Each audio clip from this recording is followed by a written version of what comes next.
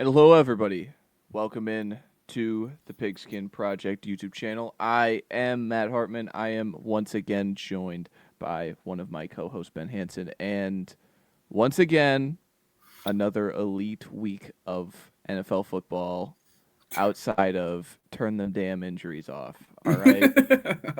I We're gonna start this with a quick little I got really bummed out when Micah Parsons sat on the ground and said, I'm done. Like, I read his lips. It looked like that's exactly what he said. And I got super bummed out. As someone who, kind of resident, Packers fan on this podcast this year, I kind of have adopted this team as my own for the season. Yes. That was, that was a bummer. But do you have any injury stories from today with how many we had in the span of like I mean, 5 minutes? We had the Parsons thing happen, and then Devonte Adams is holding his hamstring down the field. I was like, what's happening? yeah. There's obviously the Parsons thing, and then the hamstring with Devonte Adams, and then like the other major one, Yeah. and like I air quote major because their season is done at this point. Is the Pat Mahomes? He's confirmed tore his ACL, so he'll be out for obviously the remainder of the season. We'll see how it affects him next season. I'm sure he'll be back ready to play week one. Um, Again, we'll get into it. Then this might be like a perfect segue into the first game, anyways. But like they're now knocked out of the playoff contention. Like they could win out and have everything go in their favor, and they still can't make the playoffs. Um, Chris Jones was not aware of that fact. I don't know if you saw the post game interview for Chris Oh, Jones, but that was pretty funny. He's like, "We're gonna keep him fighting." He's like, "There's still a chance," and they're like, "No, there's sir, not. it's over. Sir, it's over. You It's need to leave. over." But now they're officially knocked out. So the major concern for him is just getting healthy for next year at this point. Yeah, hopefully it's just like for either of those guys. I hope it's just a clean tear because that is best Yeah. case scenario. If you get additional like meniscus and MCL stuff, you see what happens with the Niners, with Mm-hmm. Brandon Ayuk and how that situation continues to get muddy. And I know neither one of those guys are kind of the head case that I think Ayuk is, but still, it's Yeah. it's still something that can turn into from 9 months into a year. But we'll get into all of that right now, starting from the top with probably the most entertaining game of the day. The Buffalo Bills beat the New England Patriots 35-31 in a game I believe they trailed at the half by 3 scores. Yep. This was shaping to be one of those games where, how the kids say, bell to ass, from what the Patriots were doing in the first half specifically. Yeah. And then the Buffalo Bills decided to, fight back. This wasn't a game that they could really. The Patriots still control their path to the division. They are Yeah. still a game up on the Bills. I don't know how the tiebreakers work, so maybe there's a world where Buffalo can tiebreak and win the division still. But this was a team with pride and saying we're not going to let you uh, win the division on our terms and sweep us on our terms. And Yeah. so I applaud the Bills for that. This was a pretty leaky defense for most of the year, and even in the first half, this rushing offense for New England that most of the year has been pretty like lackluster. They hit Yeah. a huge play to Henderson, and May has his scrambles in the red zone. But what did you see from this one uh, that you had to take away? Yeah, I mean the big thing was just the Patriots not being able to get anything done on offense in the second half of that game. I mean, you can see that they scored the touchdown there in the fourth quarter, and that was off of like a 65-yard explosive from Henderson, which Drake May putting his body out on the line, getting a block downfield. We love to see it, but I mean, outside of that one explosive play, pretty much the entirety of the second half, the Patriots were just struggling to get anything done on offense. It was a really rough watch. And again, it was just a stark difference on both ends of the football, both offensively and defensively. And it's only a matter of time in a game until Josh Allen can finally turn it on and turn into Josh Allen. And we weren't able to see any of that in the first half, but the second half, he kind of woke up and remembered who he was. And at certain points in the game, obviously just put the team on his back. And then James Cook, stark difference from last week when he was struggling. James Cook was on an absolute tear in the second half of this game. Second half, he scored 2 touchdowns. He scored a touchdown in the first as well. And they just weren't able to, again, the defense wasn't able to get stops, and the offense just wasn't able to get anything done outside of that 65-yard explosive. Yeah, it's rare to see a player have the game that Cook had, in which he had 22 carries, 107 yards, so almost that 5 yards per carry mark, but he didn't have a single carry over 12 yards. So you just think about how brutally efficient that is. This has been my fear with New England is you talked about, New England in the second half not being able to score, not being able to create anything offensively because they just don't have, I don't think, the personnel yet to do it. No. The defense, 4 drives for Buffalo, their first 4 drives in the second half were all touchdown drives, and 3 of them went over 65 yards. So they couldn't get off the field, and what they were putting on the field on offense just wasn't in a place where they could play quarterback tennis, as I like to call it, where each quarterback goes back and forth, touchdown, touchdown, touchdown. And that's really where we're at. And I think that's what I think a lot of people it's where I have my doubts going into this playoffs with the Patriots, where it's just too young and they don't have enough talent. So again, like, you can win all the games you want. Like, this is their first loss since the Steelers game in September, which is just a crazy perspective moment that they've been this successful, but at the same time, I'm still like, I don't know. But again, do we know about anybody? No. So again, it's a really interesting crossroads for New England. How are they going to bounce back from it? How is Drake May going to bounce back? Because this is the first time where I'm going to be pretty critical. He was not good in the fourth quarter. He did not meet the moment, as I like to see quarterbacks do. And there's someone in this conference in the same, and we just do it naturally, but in the same draft class that did and has continued to meet the moment, like, quietly. So again, this is just a very interesting, point of contention with him that I'm interested to see him continue to grow. Also, like, just the efficiency from Buffalo on third down. They were 8 for 14 today. They were 5 for 6 in the red zone. Just again, this was a team motivated and pretty cool to see, like, a team like them fight back for how much I've kind of kicked them to the side. Yeah. And then for just doing the little, obviously we'll come back to that. But we get on to anything else from this game, or moving on to the next one? Yeah. Next. All right. Moving on to the second half slate, what I kind of teased there a little bit. The Broncos beat the Packers 34-26 in a game where, again, they have to come back in the second half. They were down by 9 at one point. This defense closed out the game once again, but not because the quarterback wasn't playing at a very, very high level.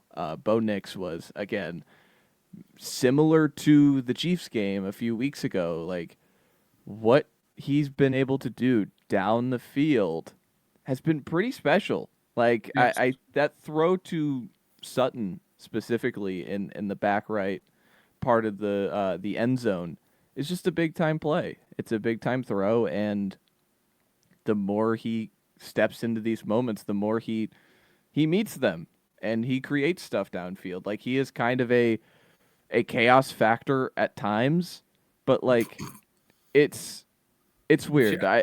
There are quarterbacks. I think you can agree with me. Is there are quarterbacks in this league where I watch them try and make create out of structure on the move, and I'm like, oh no, this is not gonna be good. With him, like off platform throwing, I feel like good things happen most of the Yes. time. And so, Yes. like specifically, he had one roll into his left when this game was kind of in doubt, and he makes a throw to Troy Franklin down the field for like 20 yards. He had one to Lil Jordan Humphrey, Saints legend, hook 'em horns down the field. Like again, uh, this is a quarterback that I think a lot of us have plenty of doubts about, which which I guess reasonably so, but each time, like he is challenged to create these moments against really good teams. He has. Well, that was the big thing. Again, I mean, time after time we've come on the show and we're like, oh, this is just another Bo Nix game where he doesn't really do anything and he's just Hmm. like 5 yard outs. But this was, I mean, this is the stark difference from it, right? Like we saw it multiple times throughout this game, like him like actively putting his foot on the gas and like hitting these deep balls down the field, 20 plus yards. Um, and it's a frustrating watch because you see games like last week or 2 weeks ago against the Commanders where it was just like 5 yards out, 6 yard curl, so on and so forth. And then you see games like this where he's consistently like making throws out of structure and being able to hit those deep balls. But again, he was able to get it done when it mattered the most. Again, there were a lot of people, myself included, that had a lot of questions about the Broncos, mainly because of their schedule and Bo Nix not being amazing. And this was kind of like on primetime television. This was kind of their come out time. Like, no, look at us. We are not the team that everyone is trying to tote us around as. Like, we're actually a contender, and you guys should be scared of us. And again, when Bo Nix is playing the way he does, or the way he did in this game, I mean, the Broncos are going to be a team that you're going to have to watch out for, especially when the defense is as good as what their defense is. So I'm just interested to see Bo Nix come playoff time if he reverts back into the Bo Nix that we've seen time in, time out, or if he's going to step up to the moment and put his foot on the pedal like he did today. Yeah, I and they have two losses, both again in September to Mm-hmm. playoff teams at the time. I'll call the Colts at the time a playoff team. And you think about the Colts game is like they lose that game because of a leverage call. And that was kind of like a okay. And then they lose to the Chargers in which Justin Herbert made one of the best throws of the entire season to win Yes. that game. Remember that one where he's falling down and he throws it like 15 yards on a line? Those are their two losses. They again, they've rattled off 11 straight in any season. Like that is just remarkable stuff from a team. And again, like meeting the moment, it's just time and time again. I think this player continues to rise to it. And to your contender point, like I don't know if I don't think they're just a contender. Like they might be the team to beat, especially in the conference right now. At this If point in time, yeah. if he plays the way he has. So again, I'm really enjoying the Bo Nix like high leverage experience. Yeah. But then in like you have to watch the game against like Washington and it just feels like it's stagnating where it's like I want you to kill this team. And I think that's just the experience of the player. Like it's just never going Yes. to look pretty 100% of the time and I think a lot of these quarterbacks are kind of like that and we just have to accept it, right? But Yeah.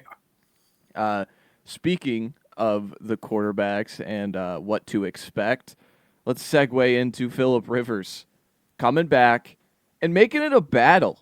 I don't know about Yeah. you, but just having, being around people in my life this week, learning about the story of Phillip Rivers, I got some people to like actually tune into this game who wouldn't Yeah. normally tune into this game and wanted to watch Phillip Rivers go. And it was hilarious from like the social clips I saw online, uh, from the like how they do like the mock snaps with the center like before the game. Like the Colts, Yeah. I think posted like a little picture or a beat reporter or something like that. He looked huge, and it was hilarious. And it was like Somebody said, could we like the arm is probably not there. The arm didn't look there. Uh, No. and there's gonna be zero mobility if he would be like a 29 speed in Madden right now. I don't know what they put it at, but they Yeah. probably gave him a little more juice. But it was like, can a human brain outsmart the best defense in football? And he almost did. Like He I don't. almost did. They had some drives that were actually moving the football, and this was just a fun one. I mean, I think we all just wanted to see it happen and see what Yeah. would happen, and doggone it, as he would say, Phil hung in there, and it was fun. Yes, he did. No, I mean, to the arm point, like there were, I mean, 3 or 4 plays, especially on like those Oh, it looked outbreaking flat. routes. Oh my gosh, those outbreaking routes along the sideline where it just feels like the ball is hanging in the air for like 5 seconds, and you're just like, how is the defender not getting there? But it seems like every single time, like it was a plus play for him and the Colts, which was just wild. Again, a game that went down to the wire. I mean, for a second there, it looked like Saints legend Blake Groupie was gonna Dude. hit a was gonna hit the walk off winning field goal, but then Jason Myers and the Seahawks offense was able to put together a drive to get him within field goal range to win the game. But it was just, I don't know, it was just a fun watch. Again, it puts a smile on my face seeing Philip Rivers out there playing football. Yeah, and then just speaking from the Seattle side, like kind of in point with the Colts defense and like what the Colts defense was able to do with how many guys they're just missing. Um, the Seattle offense, like this run game, I get they have to lean into it a lot because they do so much under center stuff. Oh my, like it's just it ain't working. I don't know what to think about it big picture for them because like both guys I think are they have their quirks and I feel like their quirks show up way more often than the good parts of what either of them do, Yes. talking about Walker and Charbonnet. Um, but like Charbonnet over the course of like the second half was fine. Like he was passable. But just overall, like I'm interested to see the run game. And you think about Indy, who's like a very gettable rush defense. So I'm just That's interested to see. that's the big thing for me is like, yes, some of the blame has to be on those running backs, but there were like far too many times. And again, I love Latu. Like I loved him coming out. If you guys watched 2 years ago, you guys would know that. But if he is blowing up plays on the line of scrimmage, I mean, that is saying something in terms of like your run blocking scheme. And Yeah. again, I love him to death, but he is not like this elite run defender by any means. And there were far too many times where, again, like himself and then, I mean, other defensive linemen were like blowing up these running schemes. And you're just like, what is happening with the run blocking for the Seattle offense? So, again, you can definitely put some of the blame on the running backs, but the actual blocking just wasn't there at all today as well. And then also like just the shout out Rashid Shaheed. This was his kind of like breakout game. Yeah. He wasn't, perfect, but he had the return at the end to kind of set him up into good field goal range. And then let's give a little shout out to the Indianapolis punter, Rigoberto Sanchez. When you have 5 punts and you have a hurt defense, Travarius Wards goes to IR again. Sauce Gardner, who you traded 2 first-round picks for, is out again. He had he had 5 punts in this game, and 4 of them were inside the 20. So Yeah. again, just being able to win something as important as the position or the field position battle against a pretty gettable offense at times, like a very explosive offense, but a not efficient offense. Is Yeah. what I'll say. Um, small victories, and it keeps you in this game until the end. But in the end, it comes down to kicking. Who says you can't win with just field goals? Not the Seahawks, because they win. And let's segue into the Lions and Rams. because the Rams and Seahawks play each other on Thursday Night Football, kind of with a division asterisk on the line, unless the Niners have something to say about it. But they beat the Lions 41-34 in a pretty interesting game, I'll say. From the first 25 minutes of this game, Goff was on a heater, man. Goff was Yes. in a I thought he was gonna throw for 500 yards with the way he was playing and the way he was just throwing downfield. And the Rams hunker down. That front four specifically hunkers down, and they went to work, man. And not many times are you gonna see Detroit get just gashed on the rush box score, but they were Mhm. today. Blake Corum and Kyron Williams combined had almost 150 yards in this one with multiple touchdowns and multiple explosives. So the Rams get it done in so many different ways, and the Lions fall further and further into a world where they're not going to be a playoff team. I mean, they might not, but I mean, as much love as you can give to the ground game for the Rams, I mean, we'd be remiss to not talk about just the explosion of Puka Nakua. I mean, again, he had opened that game with a drop, and you're like, oh, what's happening? And then he proceeds to go on for 9 catches, 181 yards. And I mean, it was on both ends of that. I mean, both the star wide receivers for the Lions both popped off in this game as well. Amon-Ra, 13 catches, 164 and 2 touchdowns. And then J-Mo, 7 catches, 134 and a touchdown in his own right. In this game was giving me a feel of that Chiefs Rams game from what 2017 or something 20 Yeah. then. Everyone knows the game that I was talking about. Like I'm watching this game and I'm like, this is just like the same exact game, just in the new stadium. And it was just again, it was an offensive game. It was a lot of fun to watch, especially again if you love the offensive side of the football there. And I had texted it to you guys, and I won't say word for word what I had said, but the 13 personnel for the Rams, man, it gets me going. Like, and part of it's probably just because of the stark difference between where McVay was even last year or 2 years ago to where he is now with the 13 personnel. But when they trot out those 3 tight ends onto the football field and they said, we will just run it down your throat, it just something in my football brain just gets me pumped. And it works so well for the Rams. And it's a lot of fun to watch.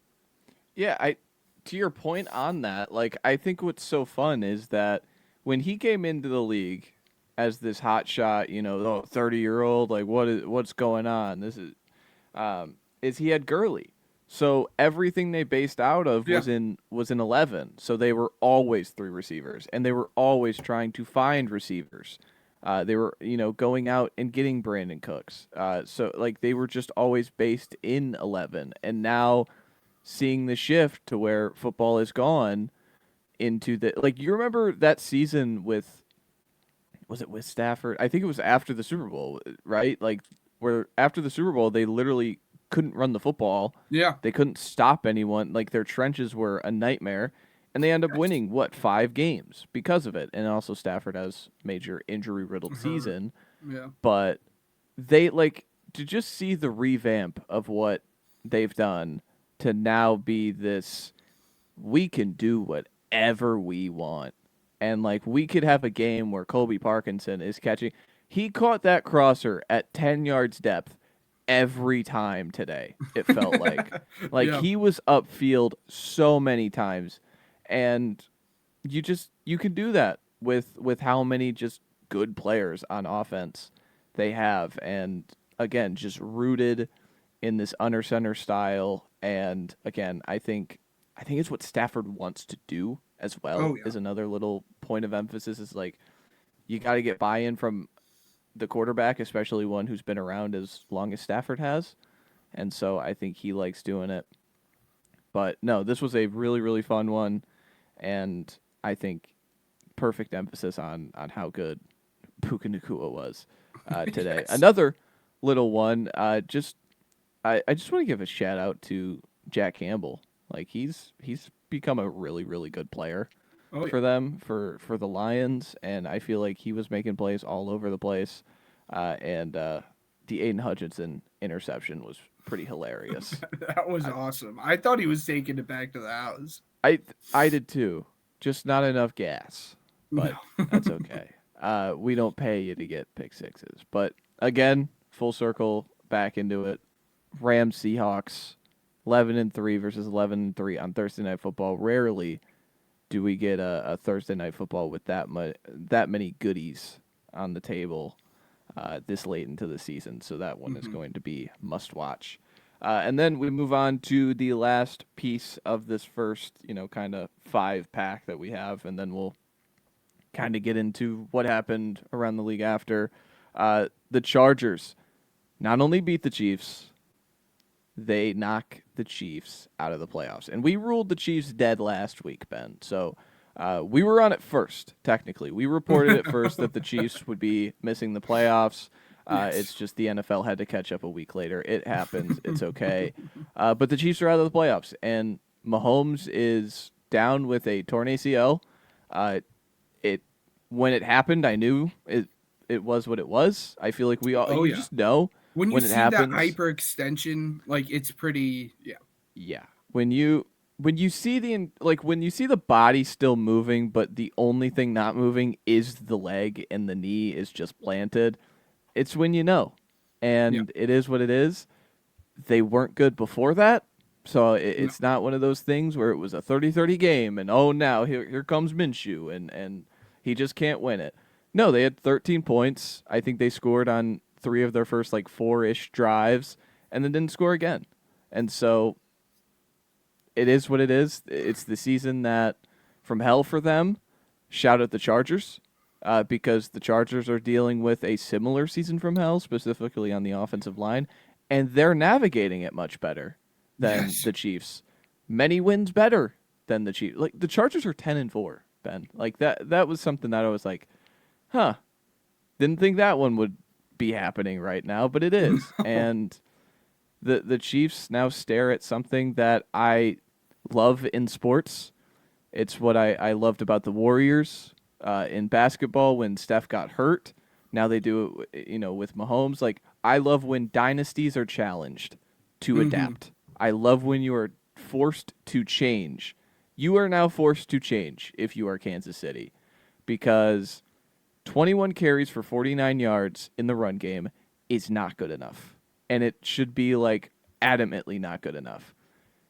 Travis Kelsey, I don't know if he's going to be here next year, but he can't be a focal point of this like passing offense anymore. Even if he is No. here, he needs to be ancillary. He needs to be a guy who's catching 3 to 4 passes for 40-ish yards. Like he's no longer the guy that you can rely on to be a massive play threat that they have for so many years. But um, I've kind of rambled about the Chiefs. I think the story is just always, I know for Chargers fans, it's like, oh, can we talk about my team, please? Herbert was awesome in this one again with the Yes. injuries, but just the big picture with the Chiefs, I'm just so fascinated by what they are going to do this offseason. Yes, absolutely. And I mean, this is the same kind of story I think we've said for the Chiefs all all year long at this point. They just were not able to get anything going on the ground.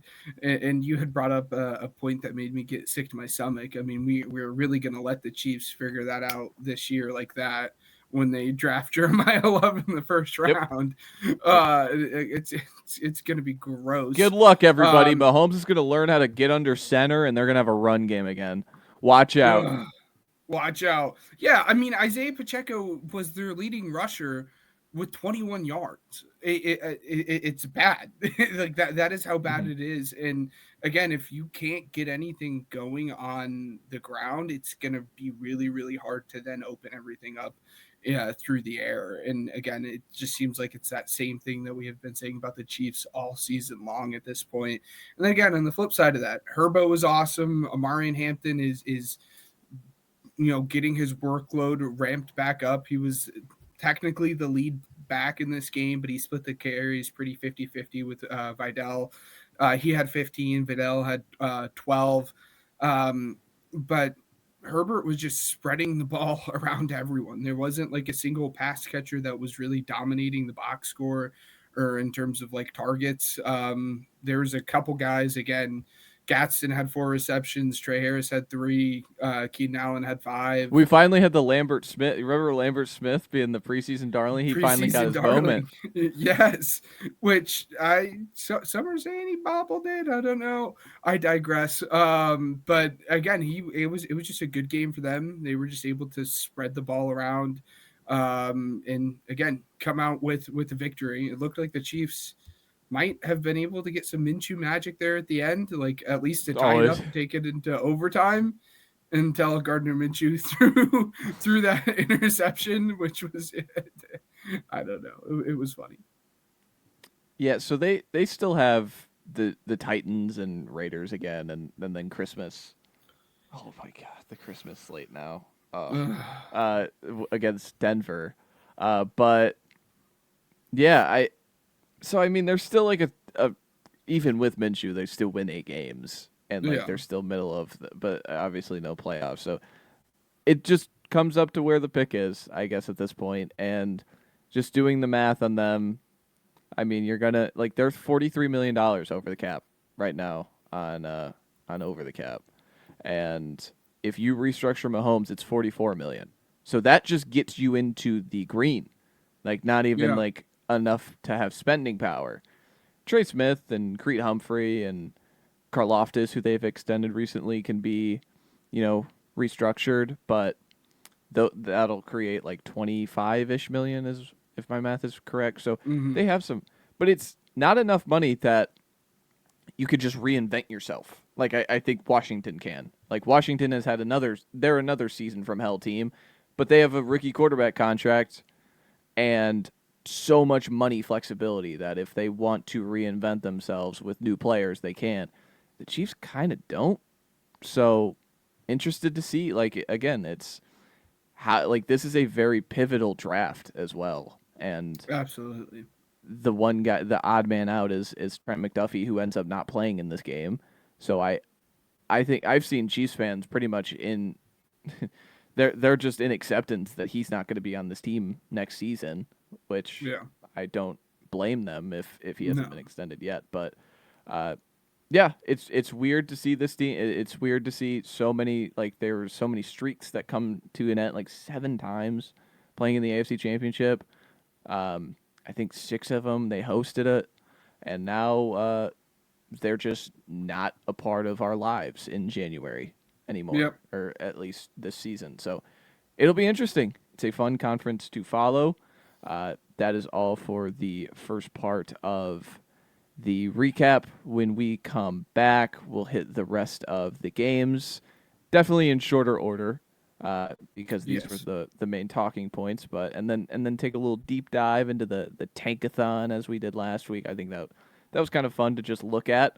I know nothing is set in stone, but it's fun to look at and maybe talk some players to teams, whatever floats our minds talking about it. But welcome back into the Week 15 recap.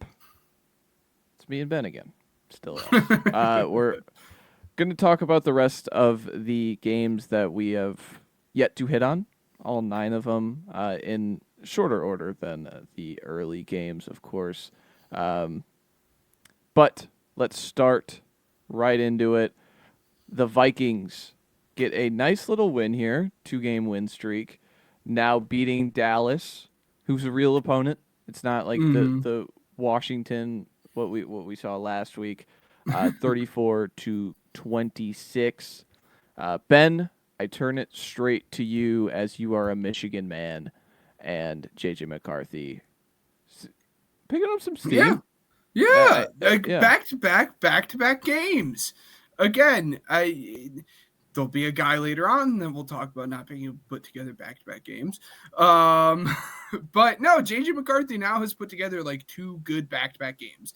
Again, you can look at the box score and be like, well, he threw an interception. Going like Quinn and William intercepted the football there. It was a weird situation.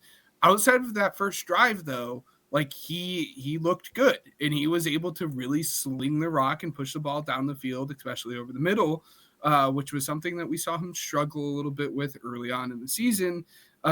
Big thing that I noticed, and they had like touched on it, like in the broadcast, is like his mechanics are so awful. It's really gross. Like he picks up his back leg, like it's bad. But no, he looked good. It was a big win for them. Everything was just clicking very well for them outside of third downs. Both teams struggled in third down there. Neither team was efficient on it at all. And then for the Dallas side of it, just very quickly, we now realize that Brendan Aubrey is actually human and is not just Yeah, an what alien. was that, dude? He spent all his Yeah. time focused on his fake field goal that he didn't know how to kick actual field goals this week. Yes. Really quickly, too, on the third down, the Vikings went 2 of 9 and the Cowboys went 2 of 12. So, again, neither team very efficient on third down, which is funny because on fourth down, both teams were super efficient. But no, Brendan Aubrey is human. Like he missed two field goals that we're kind of used to him hitting, which has now again put them ahead, which it would be a very different game at that point, because if he had hit both of those, it would have been 32-34, which then changes how you do late game scenario for the Cowboys, which was again very interesting. They end up kicking the field goal and then trying to do the onside for the touchdown. But again, who cares? JJ McCarthy's actually good now. Go blue. And now for the Cowboys, again, there was a lot that had to go right for you to make the playoffs or at least win the division. Now you've put yourself 2.5 games back with only 3 games left. It's going to be a really, really tight finish here in the NFC. A lot of 8-9 win teams. Again, the Cowboys' only hope at this point is winning the division. But it's just going to be a really, really tight finish down the stretch of the season for the NFC in general here. But again, JJ McCarthy's good now, guys. He's put together back-to-back games that have been all right. Again, we have to remember he's we a have rookie. To take the little wins. Yes. We have to take the little wins. Yes. I'm still on board if this team wants to bring in a veteran solution. I'm still okay. If they want to bring someone in to challenge a job, I get that. Don't go out and I don't know what the QB market actively get rid of him. Yeah, don't actively get rid of him, but if you could go out and see if there's someone that can push for the job, why not? So, and then Justin Jefferson, he hates fantasy football owners. I don't own him, but dropped the football nobody times. Nobody in the playoffs has him. Yeah, so for us, it's not a huge deal, but for people in general, his head just was not in this game. He had, again, in the back left of the end zone there, he had it was a difficult catch, but definitely a catch he should have had. That was someone said that online where it was yeah, the chemistry is bad, but at the same time, Justin Jefferson has kind of chose to have the worst year of his professional career, as McCarthy is kind of, and again, it's all a chemistry thing. So, yeah, absolutely. So that's this game. Cowboys, you're open for 3 losses for the Eagles, and you can't win or you can't lose anything else down the stretch. So that's your only path at this point. Yeah, I mean, I remember when they made those trades at the deadline. I think those deadline trades are still positive. I always in the moment I remember still just believing that it was all about 2026 next season getting right, and now this just kind of it was icing on the cake. Once they beat Philly, it was oh, this is now kind of possible, right? And now it's you just lose some swing games that you should win. You absolutely should beat Minnesota at home, and you just don't. But yeah, fun one. And then we move on. The Saints beat the Panthers 20-17. The Saints are 3-1 against teams in Tampa Bay and Carolina. So one of the two teams that's going to represent the South, the Saints own. All right, guys, that's what happened. Is Tyler Shuck the best quarterback in the division? Probably. All right, I'm ready to do that. I'm ready to do that already because he was, again, awesome in this game, closing down the stretch. He is clutch. I I don't know. I'm having fun with this. I know I'm being a little facetious with the statements I have, but Yes.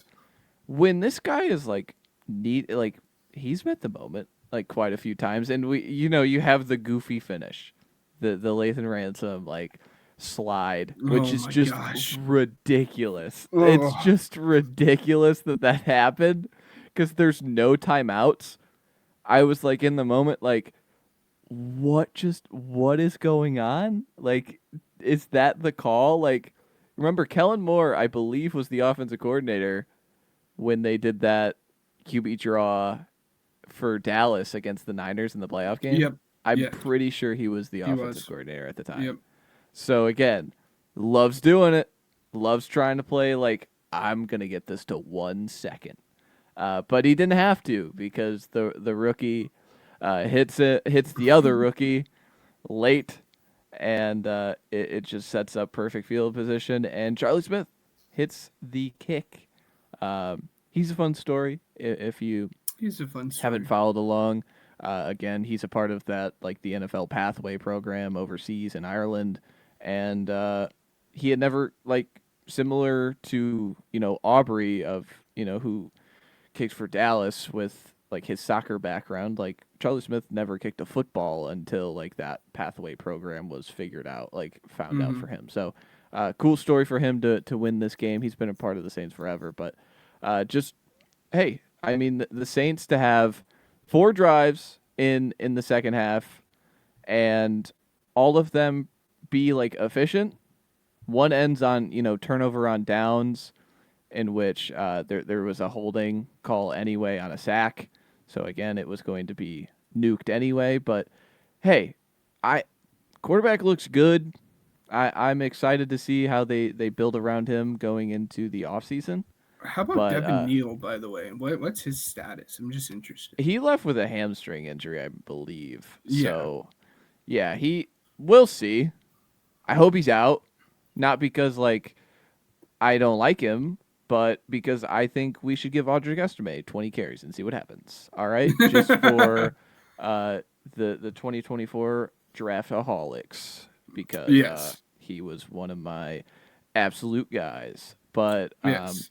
Vele also left in this game, so the Saints are going through it. But another win, 3 of the last 5, winning 2 in a row. It is fun. I know. And also another part of this before I know I've gone long, but No, you're good. uh, I like winning games, and there's Yeah. not a lot of part of the fan base that's like, "Oh, I hate that we're losing out on our draft pick. This is so lame. This is bad." There is a part of it. There is a part of the fan base that is like, "You guys should suck," and Yeah. at the same time, I'm like, "That's not fun. Let's be let's be good and bad at the same time." And it feels like we're at that point right now. Um, and yeah, Cooley and McKinstry locked down Tedero McMillan. So again, just another feather in the cap to a great game. No, well, and Quincy Riley, he was all over the field in this game. That was a lot of fun to watch. And the really the big thing from this game, again, it's a lot of tanking. And I'm sorry, Panthers, there's not a lot I want to get into besides just not being able to get the run game going. Um, why are we still doing the Taysom Hill stuff? It ended up not Dude, mattering. okay. It ended up not mattering. But when you guys were in the right red zone, and again, when you we guys did the ended tush up getting, the fake tush yeah, push. you ended up getting it on 4th down, so it ended up not mattering at all. Devin Neal scored the touchdown. Why are we still doing the Taysom Hill stuff? Like it makes me want to like bang my head into a wall that we're still trying to like. I understand you're paying him and he's on the roster and you want to use like, but don't. He's There's not 35, like dude. it makes me It's upset. Like so every funny. single time I see him trot out on the football field, it makes me mad. It's so funny, dude, because it just it never works. It's the worst every Yes, time. exactly. It's it like that's He finds the worst result every time. Yeah, no, it is telling that like that's one of I the know exactly what plays you're talking in the about because game. Yeah. they QB sneaked like the next play and Shuck Mm-hmm. got like 3 yards. Not even like just like, oh, he barely got it. Like he comfortably got it, and it just made me chuckle. Yes. Um, but yeah, again, winning the game. And then you Winning the mentioned game. Quincy Riley. Like the Saints got a pretty good draft class, like Yeah. cooking here. I Banks is good. Shuck seems to be at least the answer right now.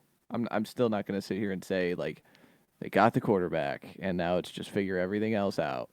But Sanker and Riley in the back end look like players. So Mm-hmm. again, when you can see four players already, I think Stutzman's going to be an awesome player. Again, like he Yeah. kind of gets mixed in once in a while, but I think he's going to be an awesome player. Um, but that's more theory than anything else. But hey, maybe Mickey Loomis got in his bag, dude. Who knows? This is hopium. This is hopium Yeah. here. Two in a row. And then we move on. Let's get some positive rabbit in here. All right, we're gonna go to the Woo! Eagles now, 31-0 in one of the quickest games ever. I don't know if Second. that's true, It is. It but is. It is the oh, second. really? I have the stat here. That's It is awesome. the second quickest game in NFL history. I'm gonna find it. It is the NFL second quickest history. game. It is the second quickest game in NFL history at 2 hours and 33 minutes.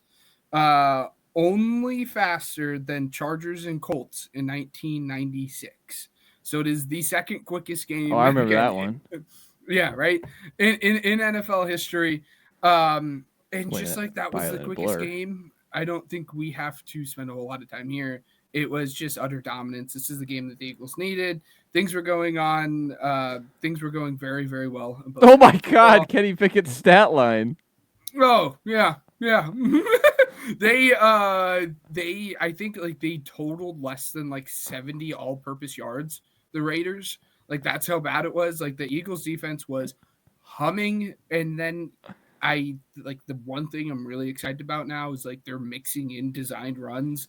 Finally, I don't know why it took until week 15 to start mixing in designed runs for Jalen Hurts, but like we're finally getting there, which is good. And again, this is the game that the Eagles needed. The Eagles Um, had a 79% passing success rate.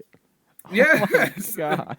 that's what it was utter dominance. They were playing a little league team out there. They were playing a little league Okay, team out doesn't there. that says something about like the Pete Carroll like hiring now, right? Because wasn't that like the whole appeal was like he's gonna set a good floor for this Raiders team. He's gonna set like a good like this we're gonna be competitive and fight. And like you just called them a little league team. And I'm not even gonna dispute that. You're right. Yeah, it was, and yeah, I was wrong when I said 70. They got 110 all-purpose yards. He had But again, 29 net passing yards. He was sacked for more yards than that. exactly. Like it was just again, it was domination. We love to see it. I mean, Aston GT carried the ball 9 times. Like it was absurd. Again, backups were in the game. I feel bad for Tank. Tank still hasn't got his first touchdown as an Eagle, and they were like really trying to, but Well, there it is. There's the pride for the Raiders. Tank Bigsby is yeah. not scoring on us. But again, we don't have to spend a whole lot of time on this. Yeah, Eagles may be good. We'll see if the vibes continue over the last 3 games, but Raiders are definitely I think the best part is just reacting to just the box score. bad. It's 7 total first downs, 1.8 yards per play. Yeah. This is similar to their Chiefs game. Remember their Chiefs game this year? They just Mm-hmm. they are just not built to beat the Super Bowl teams of the past. That's what we learned today. No. Oh my goodness. All right, we'll move Uh, on from that one. We'll go to let's go to this one. Ravens beat the Bengals 24 to nothing. The Bengals have another game in which I think in two games against Baltimore this year, they had like 10 red zone possessions and one touchdown, I think. mhm. That's pretty crazy. And it felt like it. Just 3 for 15 on third down for Cincinnati. It just felt like every time they were moving down the field, just couldn't finish things. And this is a relatively outside of D Higgins, who feels like every year he hits a stretch where he's just not available. Mhm. They, you know, um, they're relatively healthy on that Yeah. end, and it just was not what I remember seeing from Thanksgiving a few weeks ago. They get eliminated, and Baltimore stays in the division race. Yeah, and don't like get it twisted. Lamar didn't look very good in this game. He's still getting Like, sacked like so many times for no reason. yeah, he did not look good in his own right. But again, the Ravens win this game on like one of the most insane like defensive plays I have ever seen. Kyle Van Noy gets the interception and then like is turning around trying to find anyone because he's like, I want no part of returning this. I know I cannot. And he's like, all right, Chloe Gilman, here you go. Hands it off to Chloe Gilman as they're both running down the field and they take it back for a pick six. And it was fun. But yeah, don't get it twisted. Lamar Jackson isn't back yet. Yet. Yet, listen, I said what I said. All right, they're gonna play the Steelers with the division on the line in Week Mm-hmm. 18. This is just part of the plan to get us there. Yes. Also, Keaton Mitchell's a good player. Oh Just yeah. like, just giving that shout out. I Were don't you know. there when we met his high school coach at the combine? I was, That yes. was awesome. Yeah, that was fun. So And what is it? All right, that's really it. The Baltimore yeah. defense is really good too. Just I don't. They figure. You remember when they were just terrible for like that 4 week stretch to start the season, like that This Lions is game. Zach Orr. This is Zach Orr, and it's so frustrating because you're like, oh, he figured it out at the end of the season, and then it starts all over again, and he's bad. Now He's they're like and he's like most quarter. He's just got to settle in. All right. yeah, He's like my favorite type of quarter. I love a quarterback that's got to settle in. You mm-hmm. know, settle into the game. All right, move on. Philip Rivers. Speaking of quarterbacks, Trevor Lawrence is playing the best ball of his entire career, and nobody is going to talk about it because so many things are happening right now. But he has been phenomenal. Oh yeah. And yeah, I want to talk about it. I want to talk about how good he's been throwing down. What is it? Like, they've finally figured out the Brian Thomas of this all. Um, they're completing multiple explosives a game at this point. Like, this was finally the game where the stat sheet looked like what you wanted it to look like Yes. for Lawrence. And it felt like everybody got involved. Again, this is kind of what the Jets give you. The Jets kind of let you do whatever you want on them. And that's what the Jaguars did in this one. And hey, Jacoby Myers, great acquisition. Great acquisition. That's that's the big thing. Everything within this passing game is really finding its stride, all at the right time. Right, like Strange has come back now. Brian Thomas has finally snapped out of whatever the heck was going on and through the first like 8 or 9 weeks of the He was just scared season. to get hit. Yeah, Jacoby Myers is a good acquisition, and Trevor Lawrence is finally like settling on in, and Travis Etienne just awesome in the pass game, like both, like just an elite game for him as a fantasy owner. We love it. But then like, flip side of that, like Brady Cook is bad, shocker, who would have guessed? But like sneaky tiny storyline, like AD Mitchell, like when given a chance, like it's weird that like he has found that home stride here with like the Jets, but like he had looked good. And again, it's saying something when it's Brady Cook throwing him the football. But good on you, AD Mitchell. Nobody ever has had 300 passing yards, 5 passing touchdowns, 50 rush yards, and a rush touchdown in a game until Trevor Lawrence today. There you go. So, again, is Trevor Lawrence the only quarterback in NFL history? Yes.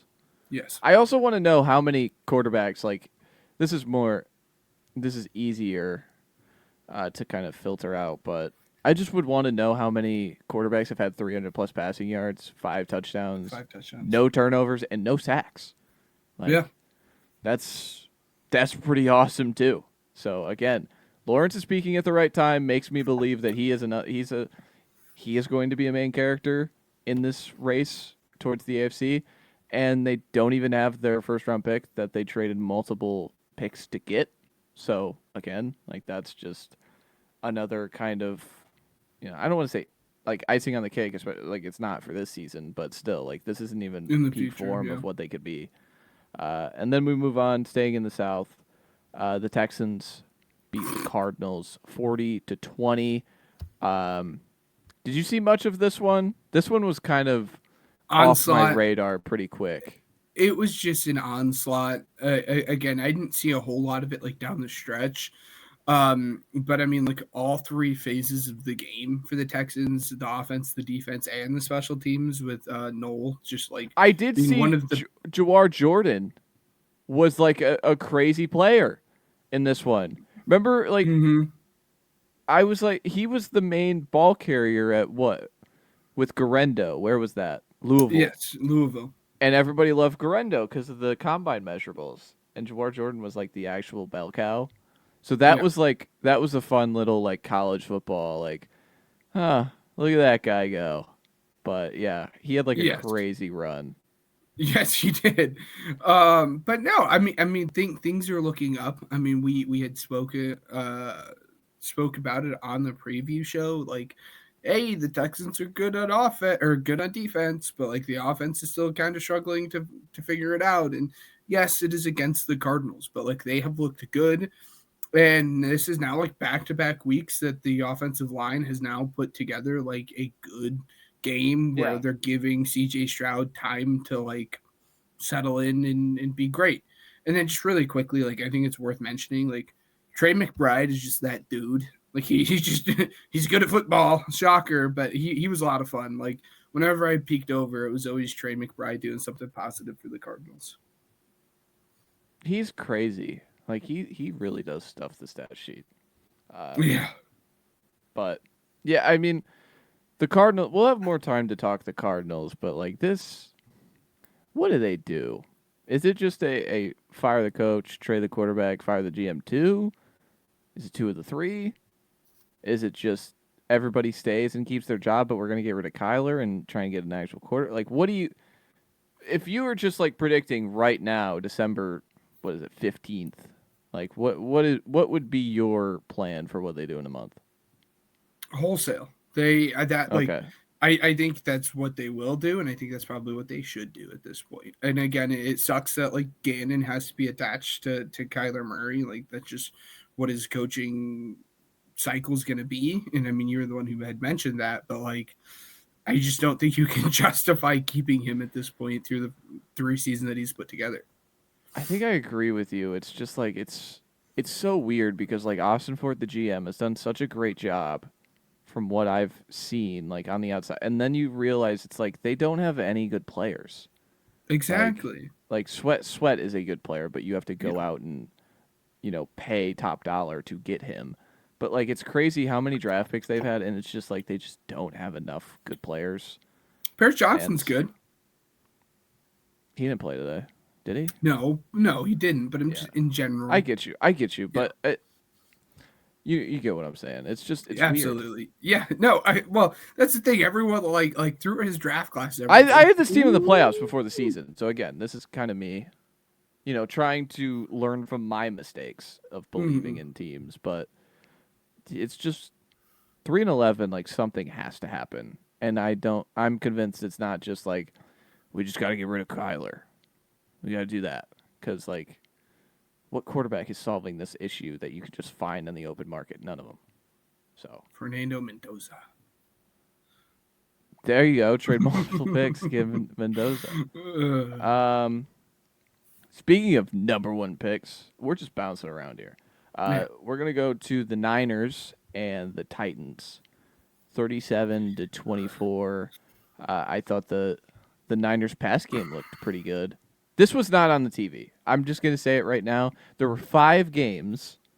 You can multi-view up to 5. I do have 2 TVs. Everybody's gonna call it out and say, "Oh, you're not a 2 TV guy." I am, but it was a red zone game exclusive, so I didn't see every play of this one where I did for the other 4 o'clock games. But from what I saw, Brock Purdy was thrown down the field and making plays happen. Yes. He's pretty good when it looks right, and the Titans defense will let you make it look right. Yeah, Ricky Pearsall's like finally settling in. Again, he's had a couple of good weeks now. And again, the Niners, as you had kind of teased when we were talking about the Seahawks and Rams, like despite all of their injuries, like they're still in prime playoff position to try to make a run, which again we'll see how far they'll be able to get, but they still absolutely can. And the flip side, Cam Ward is still like developing and looking good. He didn't take any sacks in this game. His like stat sheet wasn't like fantastic, but like this is just, we've said it. I don't know if we've said it, but I think we've all thought it. Like, please get him some pass catchers. Like it's I love Gunnar Helm, horns up, but he should not be your leading receiver. Did you see his play down the side? That was pretty good. It was good. But he's just in like a very bad position just as a quarterback, like having just absolutely nothing outside of Tony Pollard. It is rough, and I'm just excited to see what he looks like with some like actual weapons around him. You know, Jordan Tyson and Carnell Tate. We'll see. So yeah, I agree with you. It just needs to be like like when the Panthers were just like, let's dump every resource to make this quarterback like work. I think similar things need to be done for the Titans offense.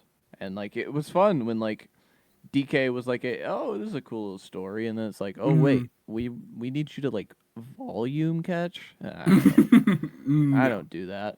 And then to your point on pass catchers, well, nice hit on this game.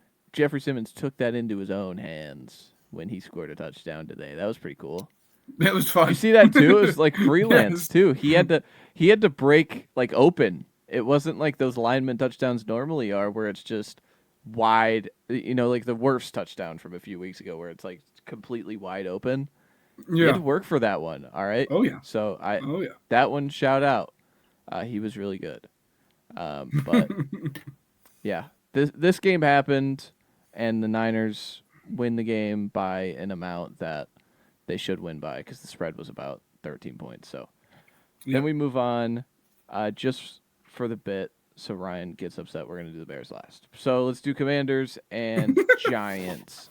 The Commanders get a win. The Giants stay at the number 1 pick. They're choosing draft picks over culture, unlike the New Orleans Saints. But this one was kind of on the back burner, but it was just like, it just got weird at the end. Yeah. It got weird at the end. Like, the Commanders decided to fumble on like back-to-back drives in a game where they were up by like 2 possessions. They had one play where they got the first down, and then the Giants used their last timeout, and it was before the 2-minute warning, so they have to run a play. So they run like a nice little run play with, I think, McNichols, and they fumble it. And then there's a lateral on the fumble return. And then all of a sudden the Giants are in like super scoring position. And then they don't score. And so, yeah, it was a weird game. It was a weird finish. I didn't watch anything. Like, I saw like 4 plays, and like one of which was like the Jackson Dart interception. Which was I kept going to the game to like watch Jackson Dart, and like he had an awesome scramble. He's just so far away as a passer. That it's like Yes. it's hard. Okay, maybe that feels harsh because he does have his moments. Far away feels really harsh. But you get what I'm saying. Like from being like a He has a ways to competent go.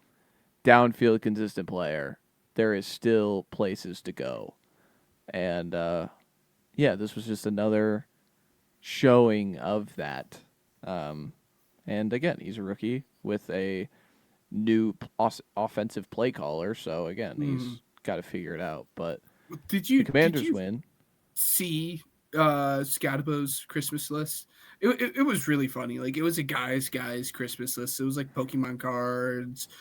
He asked for like Shaq, like whey protein punching bag, bubble wrap 3 times, which was like all fun.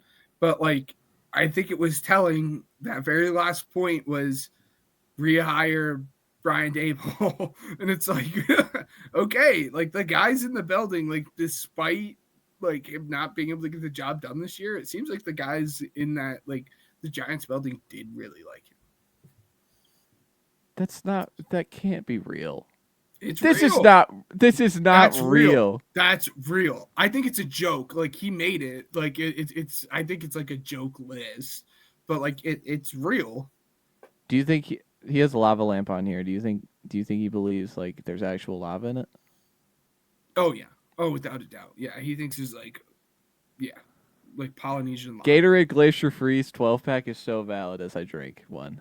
As you, yeah, it's just a funny list, but I don't know.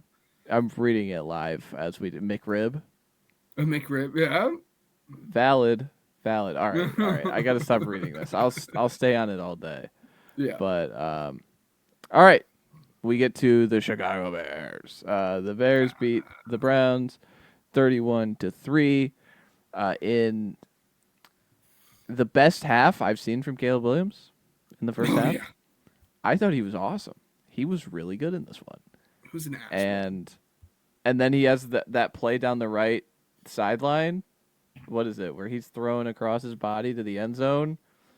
Uh, what was it like? Great catch. Never do that again. Like that's kind of the vibe that Yeah. you get from that, and it's just like those are the things that he can do that other players can't do, and that's why he's the number one pick. And it's also like fun to see like just I know the disparity is so different in like also like players too, like the talent around them, but like you see what like Caleb is able to do on a football field and like how in structure everything has to be to succeed for Shador. Like again, this is another game where everything is peppered through Fannin and you have like a few plays down the field to Bond and like the Judy interception happens. That Mhm. was their passing game. Nothing else. Like they didn't have a run game. This offensive line is miserable. Do you know how many like offensive line starters they have under contract next year, Ben? Oh God, Zero. what is it? Oh. Zero. Like so the Browns are like and I think they're also in the same place as the Saints where it's like they're gonna have to structure Watson to get back into the green to even Mhm. spend money. So again, this isn't a great offensive lineman class from like a No. draft class perspective. And even if you're not going to rebuild an entire line with rookies, it's No. just the Browns' perspective. Oh man, is it bleak? Like I, It's it is very bleak, and I'll get to the Chicago Bears, but since we're talking about the Browns here, I had like shot like at the top of this little the Tankathon segment we had just done. I had made a little shot at Shadur here when talking about JJ. This situation gets like very interesting because you come off of the game last week and you're like, okay, the Browns might actually have their quarterback. And then you turn around and Shadur puts up like this stinker of a game where he has 3 interceptions. One of them wasn't his fault. Jerry Judy's just bad at football. But the other two, like it was just like downright horrendous and it wasn't good. And it just puts them in like a very weird, like middle ground within the quarterback is on one hand, you want to say like, yes, he's a rookie. You need to give him time. And then on the other hand, you have this kind of game. And it just, I don't know what you do. I really don't know what you do. And then the Bears side, Luther Burden, like he's rounding into form, which is good. Should have been a first round pick. But he's looking good and is actually now becoming like a steady piece of their offense. A lot of that is helped due to Rome being out. But he was their leading wide receiver on the day. So good on the Bears. Yeah, DJ Moore is able to have like a multiple touchdown game. I think that's In a just like, game, I finally sat him in fantasy too. He has been a oh. starter all year long, and I'm like, okay, we're gonna sit him. It's the Browns That's defense. valid though. It was supposed to be super cold, and everybody was like, they're gonna run it 50 times, and Myles they were Garrett on. too. We have to talk about that. Yeah, he's one half He sack was away. he was very close. Yeah. So in the stat sheet it has 1.5. So he didn't Okay. officially break it. So if he gets one more, I believe he does break it. On ESPN they have him at 21.5. So he actually one ties it, one and a half breaks it. If I'm Yeah. correct, I think Yes. that's right. All right, sweet, we got it. We got it.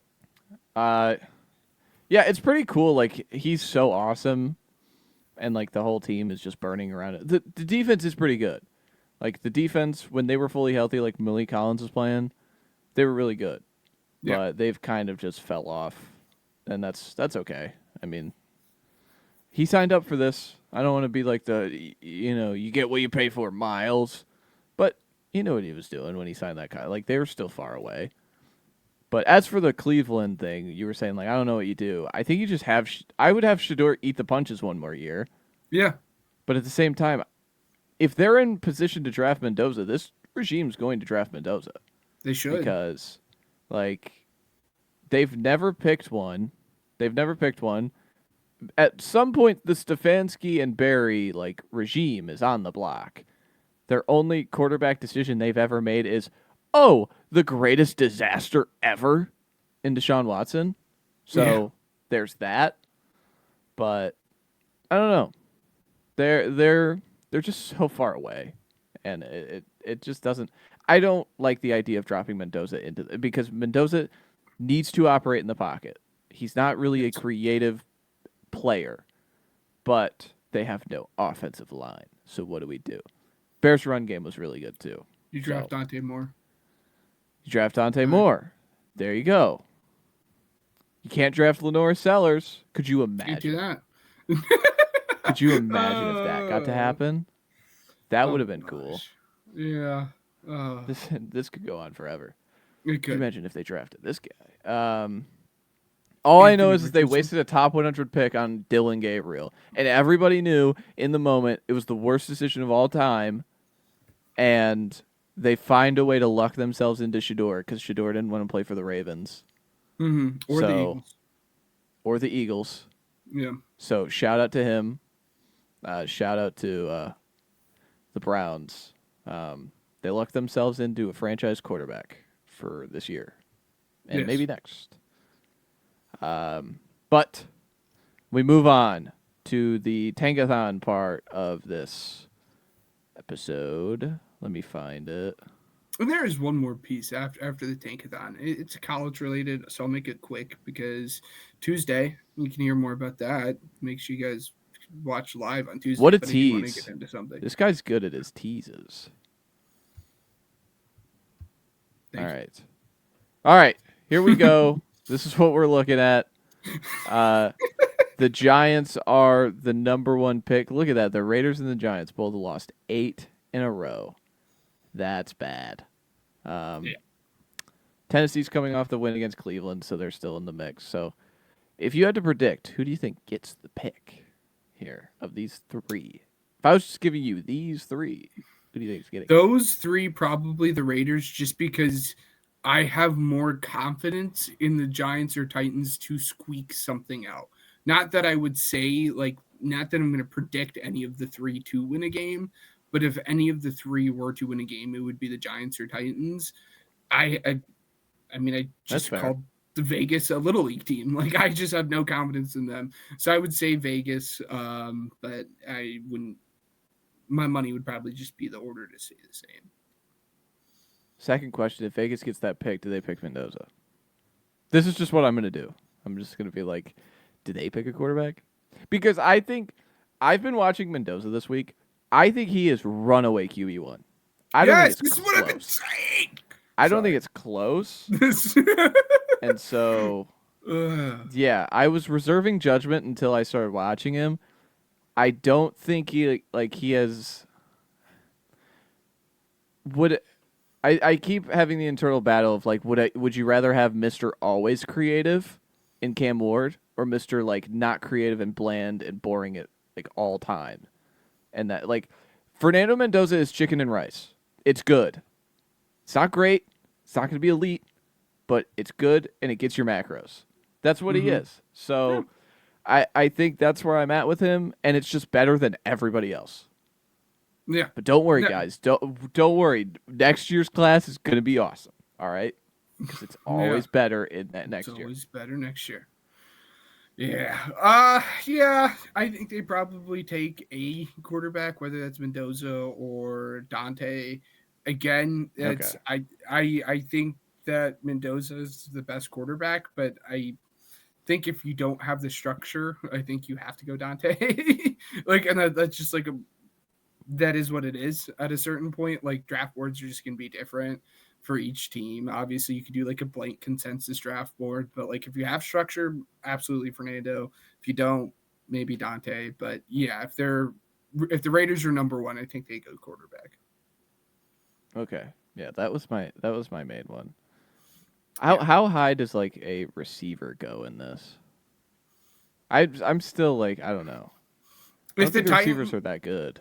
if at the earliest, I think it would be 3 to the Titans, and I don't think that should happen. But I Yeah. think you could justify the Titans doing that again. You have Arvell Reese and Ruben Bain and all the other your choice of offensive linemen. Again, given it's not the best offensive lineman class, but probably 3 where I get comfortable is probably around 6 or 6 or 7.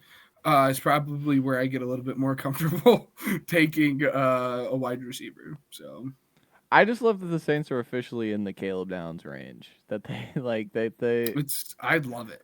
they Uh, could conceivably take him, and not everybody would be like, "That's dumb," for taking a safety that high. Like, I think in the 7 to 10 range is where he's gonna go. he should. Yeah. He's so good. So good. I like. He's been the guy that I just like. I just continue to watch too much because I think he's just an awesome player. I'm really excited for what team gets him, and I hope it's mine. But Yes, absolutely. anything else on the Tankathon right now? The Not Bucks take the lead again, by the way. So yes. the Bucks are in the lead for that division. I mean, down here, none of these matter. Like these aren't gonna. No. No. Good for Jacksonville. Look at that. You forget about Yeah. that one. That Yeah. pick was supposed to be like 15th, and now it's pretty much a lock to be in the 20s. So good Yes. trade there, likely if Hunter comes back and makes an impact, which I think he can. Yes. Yeah. So not Tankathon related, but college football related. This is kind of the point that I had mentioned here really quickly. Okay. Gosh. Well, and again, we'll talk about college football later in the week. I hate Diego Pavia, like with like a passion. It Oh, like oh the my flip. goodness! The flip is crazy because he's so much fun to watch as like a football This is player. what you signed But up the for. way, but the way that he has handled the like not winning the Heisman just makes me so upset. And probably partially because it's Fernando Mendoza of all people and him just being very likable. But like I don't know for like those who haven't like kept up with it, like he had posted like a photo of like him and his family and he's like F the voters, I got my family. And then there So was like a funny. video of him like at a New York club with like one of like the party signs and it says like F Indiana. And I'm just like, dude, what are we doing? And then he put something out and he's like, that's not how I want to portray myself, blah blah. I'm like, no, don't lie. Like there's no reason to beat around the bush here. That is who you are. Like this is exactly how you want to portray yourself. So don't miss me with that. Just lean into it at that point. Like that's what I want. Like if you're gonna be like douchey, just lean into being douchey, but don't play both sides of it. It And the whole nonchalant leading up to the ceremony too, him leaving his headphones in, like I think that's a whole lot of nothing, but still, it just I The don't like headphones was so funny. that was a whole lot of nothing. Like I think people were making like a big deal about like garbage, to be frank, but like I don't know. I don't know. I just don't like him anymore. Oh, yeah, I get it, but like I'm not surprised. I don't want to like No, I'm I not think surprised. this is who he is and I Yes, love it. but And it's the whole it's who he is, which I'm fine with. But it's the it's whole social media posting afterwards, where he was like, "This isn't how I want to portray myself," and I'm like, "You're lying.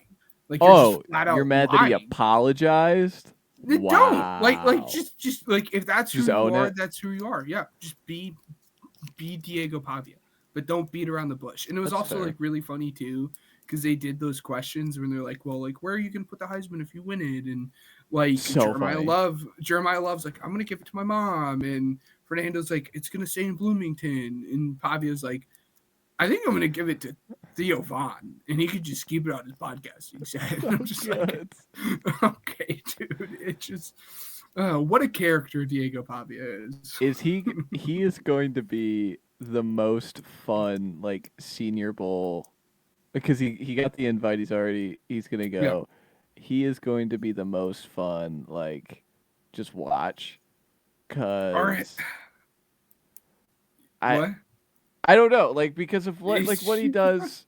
What he does is all based around like not at a senior bowl practice. It's yeah. being like this gritty tough player who just makes explosive runs here and there.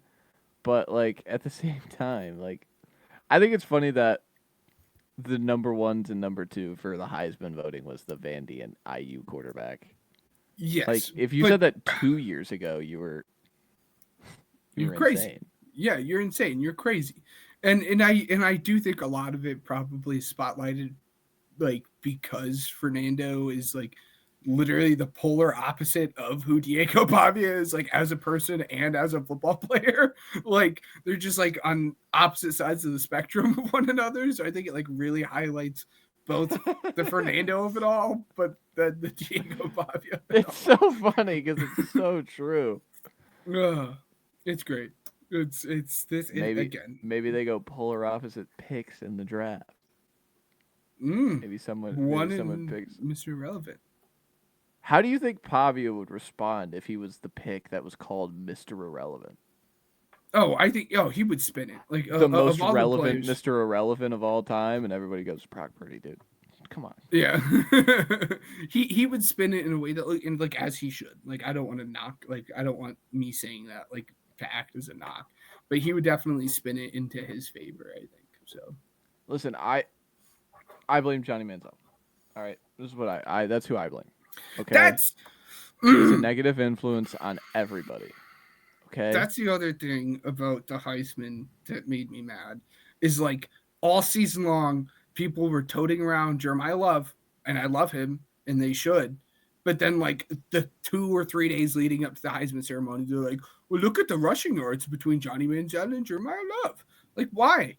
Why do we have to do that? What is that about? Like, there's no reason for that. Like, and that came out of the blue, and just like everyone was reposting that and was like, "Look at this! Is Jeremiah Love even that good?" But mm, Manziel Manziel is also on. Yeah, throwing up the U. With a girl. Who yeah, was that? I don't know who that was. yeah, Um, what was it? He's on the stage because he's one of the former highs. How do you like? I'm surprised he didn't like crash it and pull like a Kanye. He's like, actually, Pavia had one of the best seasons in SEC history. Everyone's like, yeah. what? What are you What are you doing? talking I'm about? surprised he didn't do that. Yeah, yeah. That would have been a moment, right? It would have. He gave a monologue there, which was like fun, and he like did a good job. Like good job, just doing what you were asked. Congratulations, Johnny Manziel. We could do this again all day. So if you like this back and forth, again Tuesdays 9 Eastern, 8 Central. Make sure you watch. There's only like a month worth left at this point. So Yeah, we got to figure out what we're going to turn that into with the draft Yeah. coming up. Yeah. But yes, that is all for the recap. Kind of went long because, duh. Now we're in the part of where no buys, so we have to talk about every game. Hopefully next week, like there's some games where it's literally like there is zero takeaway from this game, but this play happened. Maybe that's what we'll do for like Eagles Raiders. You know, a game of that kind of. Yeah. Well, There's no next need week to. is Yeah.